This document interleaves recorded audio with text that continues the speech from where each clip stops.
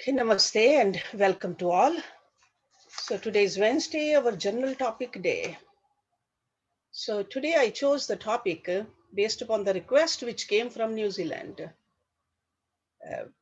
a week ago, 10 days ago. And that young lady told me that her father-in-law passed away, some cousins passed away, and there's a lot of sadness all around due to this COVID. So she said, can you talk about grief and loss? So, okay. So that's what the topic for today is, grief and loss. And we all understand losing someone or something we love is very painful. We may experience all kinds of difficult emotions, and it may feel like the sadness will never let up. These are normal reactions to a significant loss. So grief is a natural response to loss. It's the emotional suffering we feel when something or someone we love is taken away. Normally, we associate grief with the death of a loved one.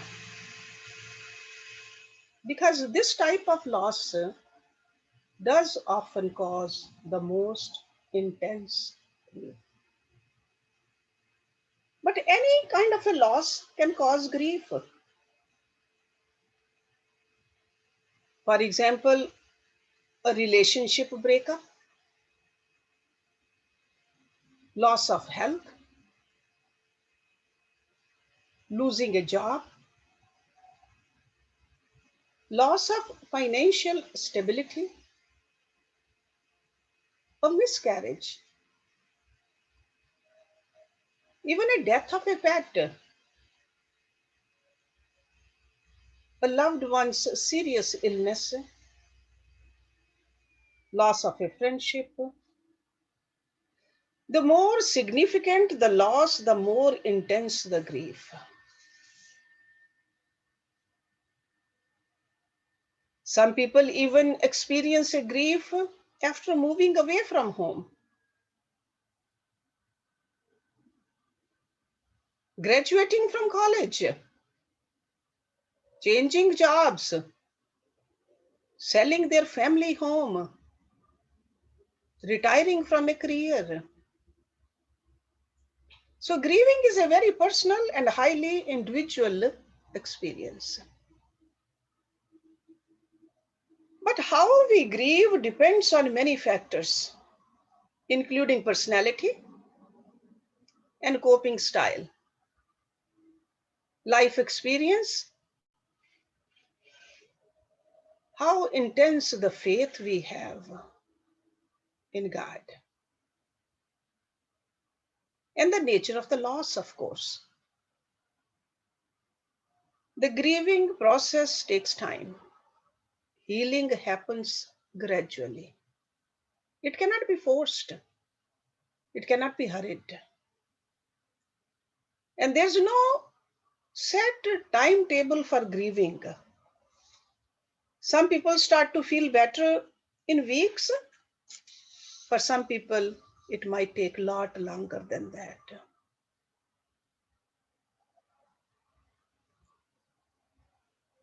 Long time ago, when I was in college, I took a psychology course. They mentioned this grieving. There was a big study done back in 60s. And in that study, they came up with 5 stages of grief. They said denial, it starts with denial that this can't be happening to me. Then comes the anger. Why is this happening to me? Somebody to blame. And then a person starts to bargain also. I will do anything if you take this away from me, or make not this happen to me. Then a person could go into depression, too sad to do anything, or acceptance at the end. I am at peace with what happened. However, not everyone who's grieving goes through all of these stages. And that's okay too. In fact, some people resolve their grief without going through any of these stages. And even if we go through these stages of grief, we probably won't experience them in a neat and very sequential order as this paper mentioned. But a person might go through roller coasters. Sometimes the difficult periods become very intense. They could be shorter, but intense as time goes by. But it takes time to work through the loss.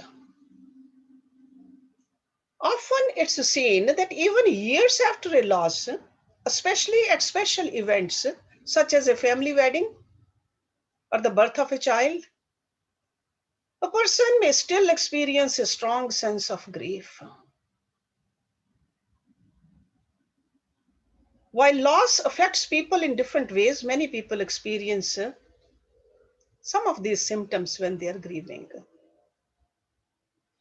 But very important thing to remember is that almost anything that we experience in the early stages of grief is normal. And those symptoms could be feeling like you are going crazy, feeling like that you are in a bad dream, or questioning your religious beliefs.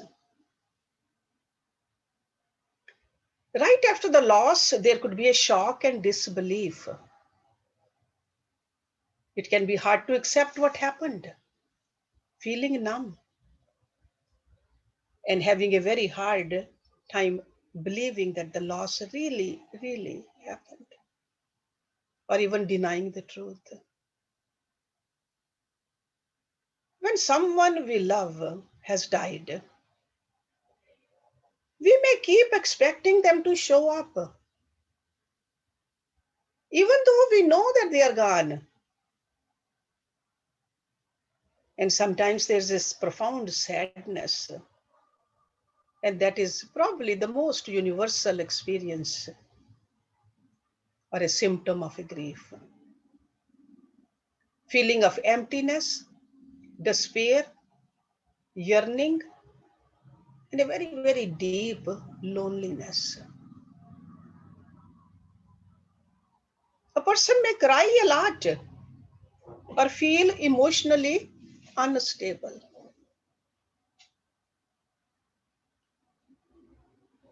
There could be a guilt also.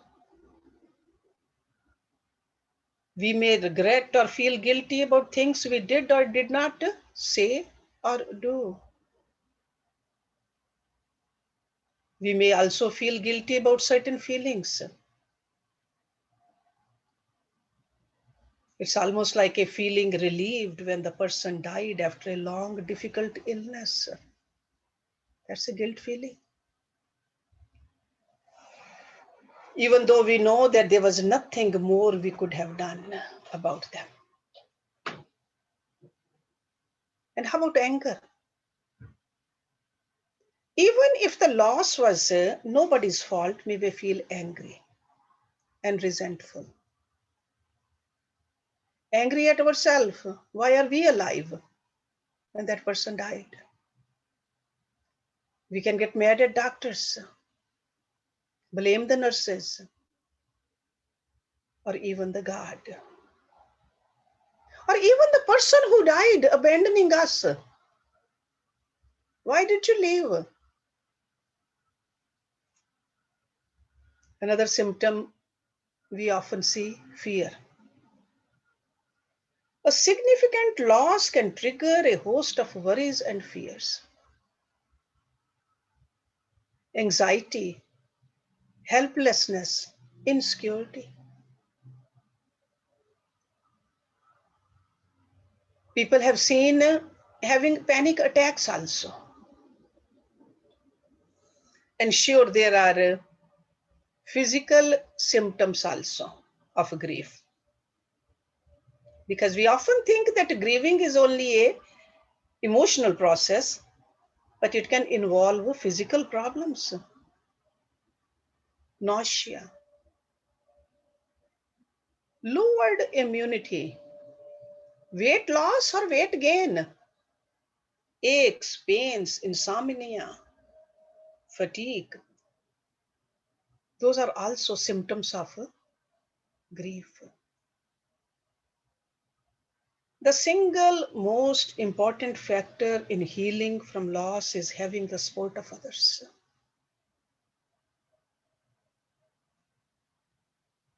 Having somebody close to you. They say that do not let the person grieve alone.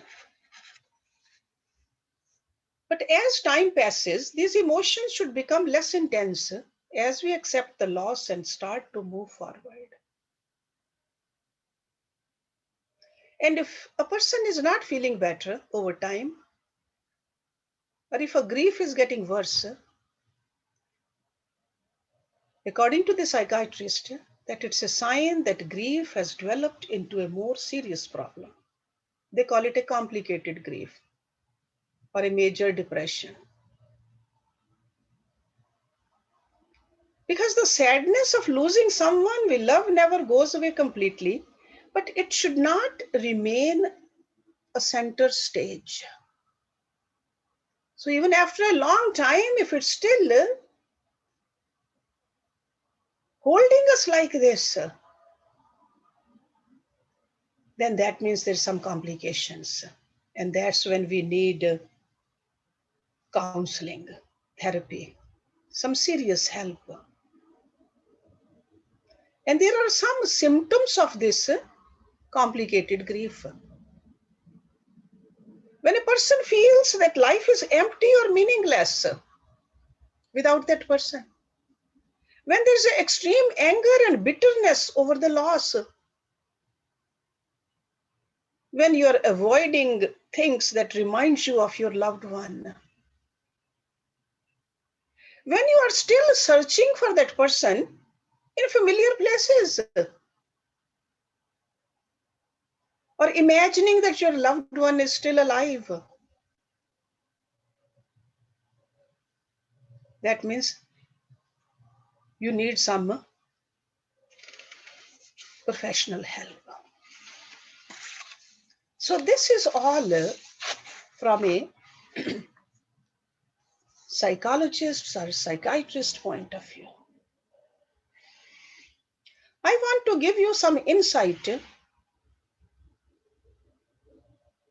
from a yogic standpoint. Okay. The reason I mentioned all this because it's a very, very serious issue.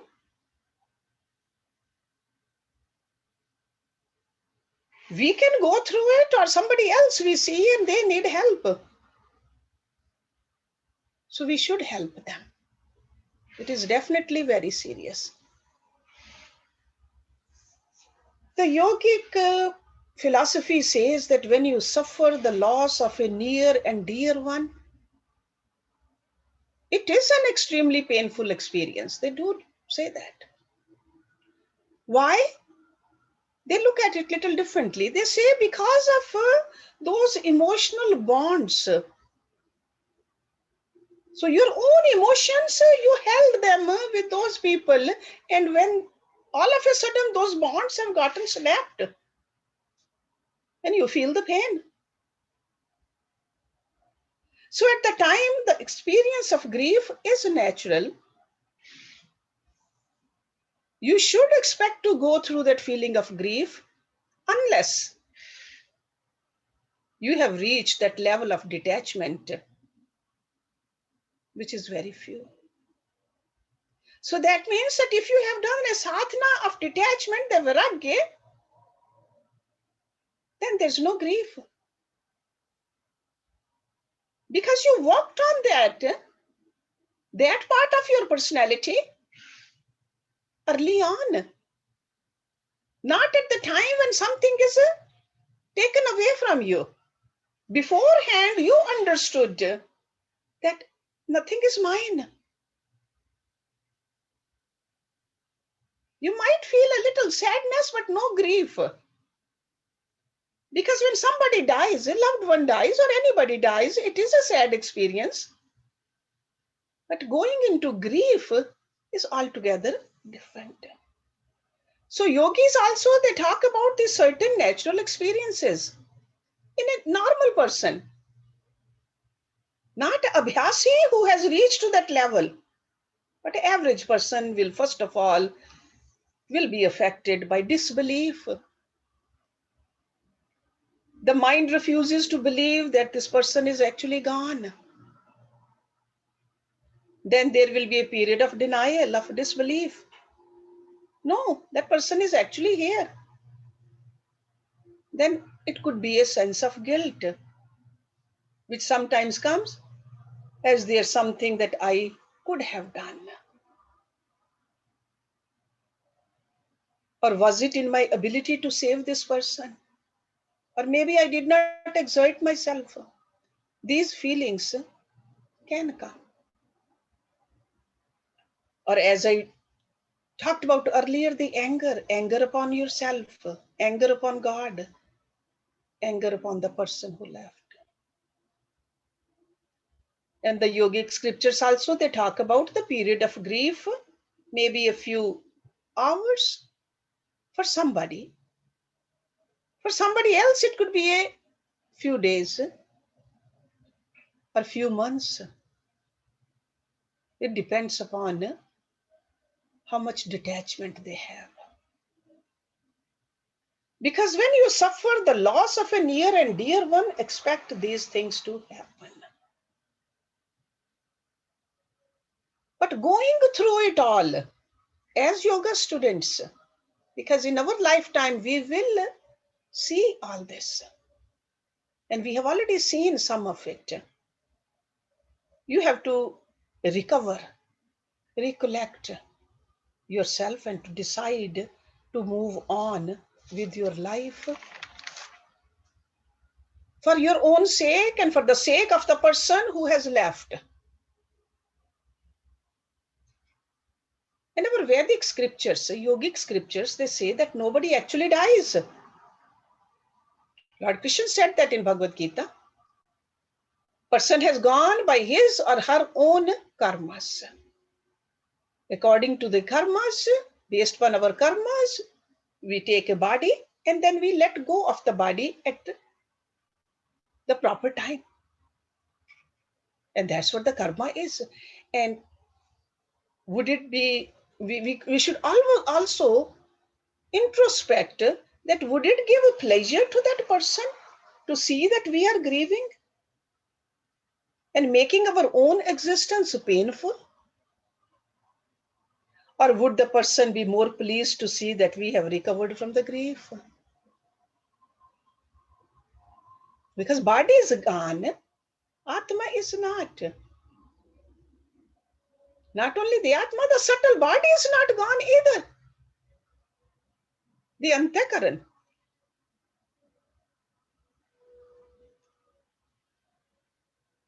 And we got to take charge and utilize our life in a meaningful and beneficial manner.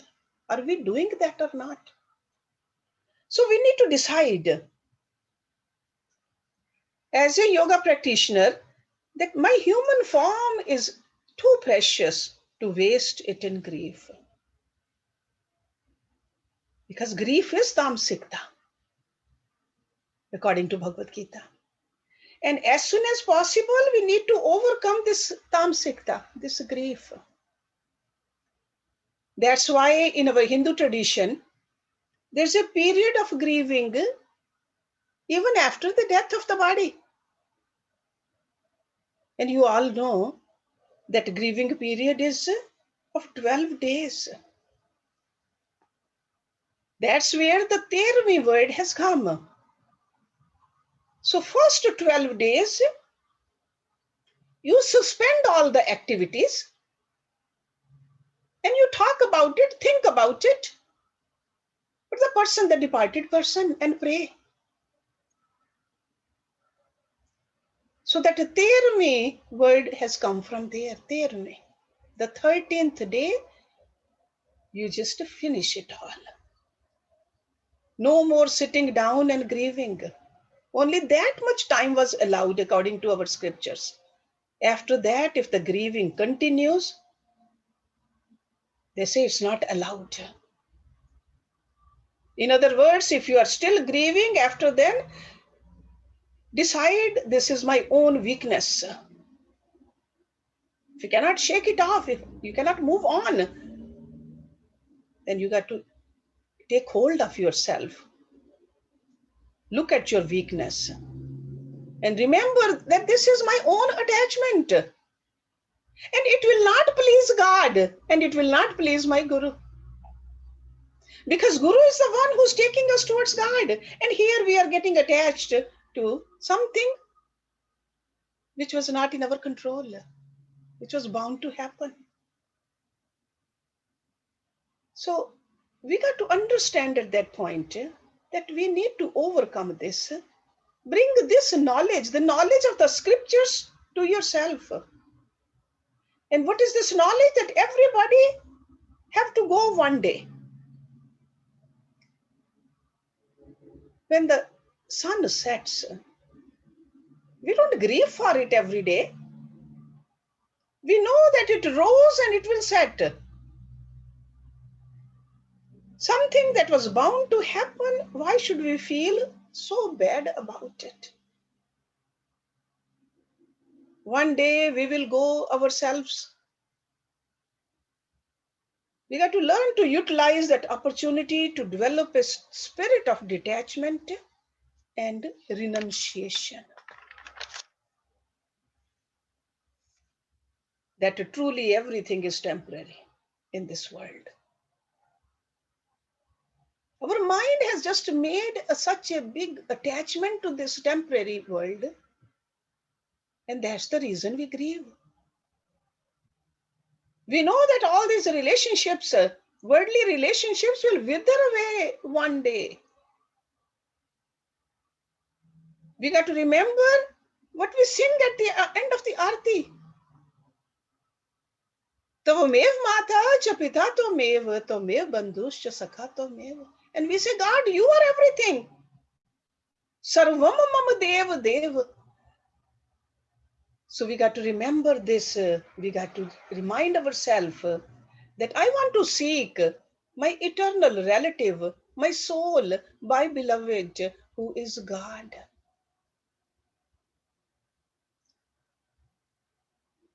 We got to utilize this reversal,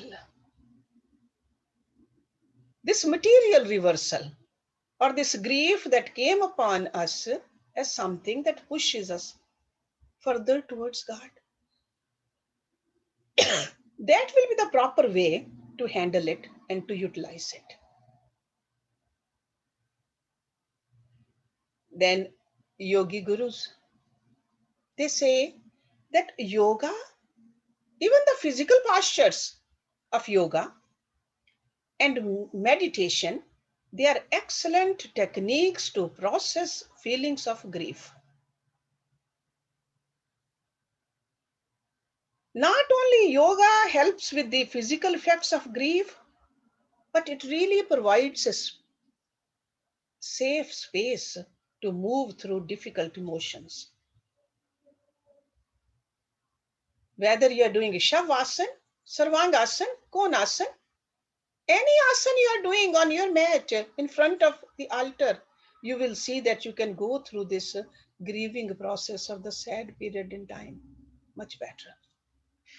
And it will make you accept what is, which is very essential. Acceptance is so essential for those who are dealing with loss. We know that yoga has been, techniques of yoga, they have been here for thousands of years. Started in India.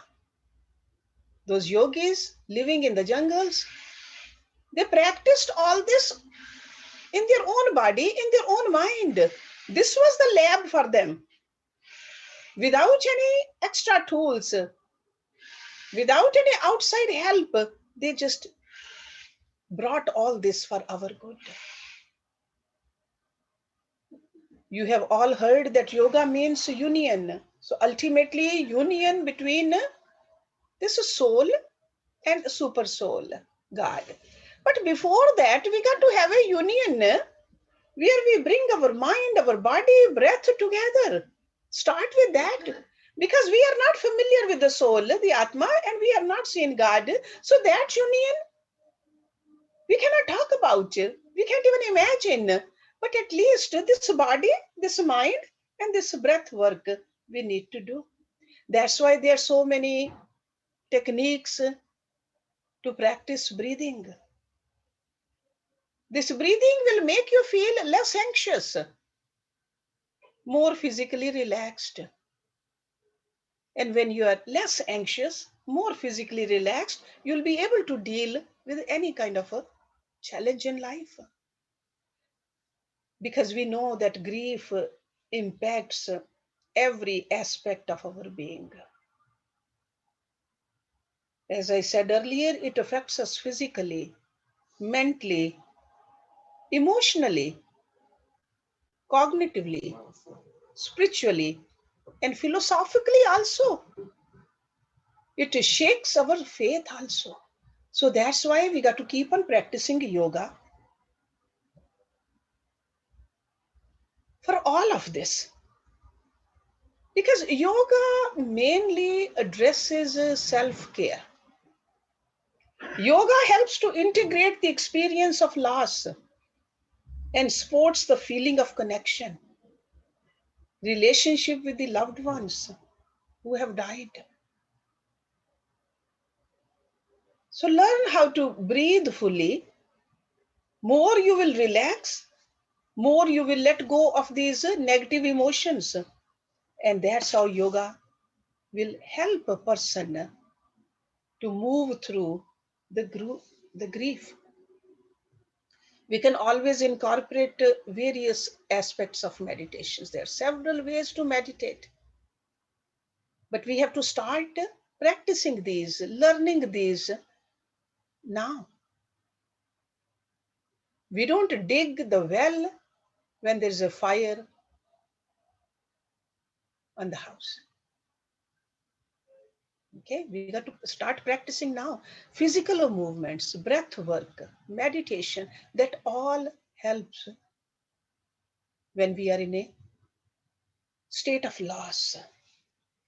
So even just a breathing in and breathing out, breathing in and breathing out, focusing our mind on it, that helps. So that's why on our yoga day over here, I was telling you that your yoga practice should never be without breathing, pranayama.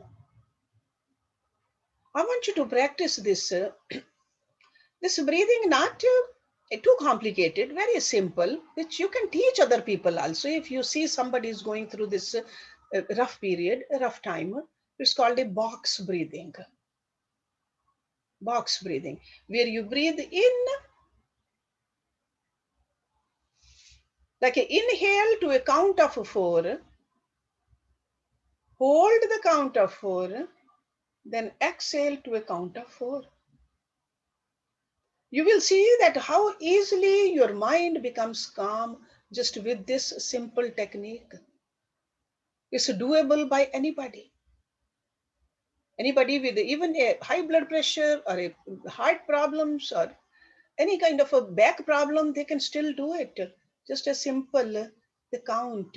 Let's do it together and then tell me if you like it or not. Okay? So just make sure your back is straight, shoulders relaxed. Bring your attention towards the nostrils. So you're breathing in from both sides, both nostrils. You might feel that one side is not open enough, but doesn't matter. Just breathe in, not forcibly, So when you inhale, count up to 4.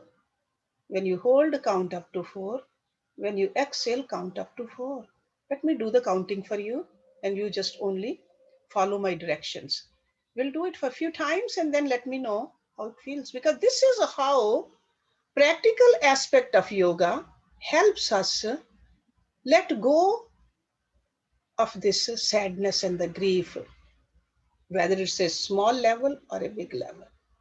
Okay, so sit straight, relax, shoulders relaxed. Inhale, 1, 2, 3, 4. Hold, 1, 2, 3, 4. Exhale, 1, 2, 3, 4. Inhale, 1, 2, 3, 4. Hold, 1, 2, 3, 4. Exhale, 1, 2, 3, 4. Inhale, 1, 2, 3, 4. Hold, 1, 2, 3, 4. Exhale, 1, 2, 3, 4. So just a simple like that with the help of the counting, because sometimes we just forget how long the inhalation, how long the exhalation, when to hold. So right after inhalation, you hold, then you exhale. Just keep your mind on the breath, and you will see that if you do it for a long enough time, you will be able to relax. You'll be able to detach. See, ultimately, the real relaxation comes when we detach. That's why after this, you are supposed to do Shavasana also. You all know that any given yoga class, several times we do the Shavasana. Shavasana detaches us from this temporary housing of ours. Sure, we are attached to the other housings, but mainly we are attached to this housing. So Shavasana helps us. This is a technique, and it should be done every single day. And you all know how to do Shavasana. Just lying down on the ground, on your back. Just let go of the body. Hands and feet away from each other. Total relaxation and total let go. The more we let go, the more relaxed we will be. And a relaxed person cannot go through grief. As I said earlier, maybe a sadness here and there, but will able to come out of it right away, like a snap out of it, as they say. So Shavasana. So your yoga practice, this knowledge, we get it from the scriptures. The purpose of life is not to get attached to this. Grieving is always because we got attached. That's why I mentioned that bond. We are here to create a bond with God. We just created a bond with something temporary. Temporary will go away. So when we think that temporary is permanent and it's taken away, and that's where the pain is, that's where the grieving is. So this knowledge we got to incorporate, and it's not just only a theoretical knowledge, we got to practice it with the help of practicing different levels of, different ways of, which yogi gurus have given it to us. Through breathing, through shavasana, through certain asanas. There are a lot of asanas according to your own age and body capability. Every day do some asanas. You will see that a practitioner of yoga does not go through grieving. Lord Krishna said that. Several times in Bhagavad Gita he mentioned. And the Sanskrit word or the Hindi word for grieving is what? Shok. Shok. Okay. So he said, we don't go through it because we know the reality. And in order to know that reality, we have to practice, do these practices. So I'll stop it here. If anybody has a question or a comment, we can discuss it. And then Kamla would like to sing a bhajan today, but maybe we can have two bhajans. Rita can sing a bhajan too. We have plenty of time. Okay. So any question, comment?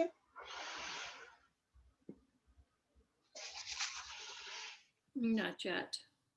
Not yet? Okay. Maybe I'll end.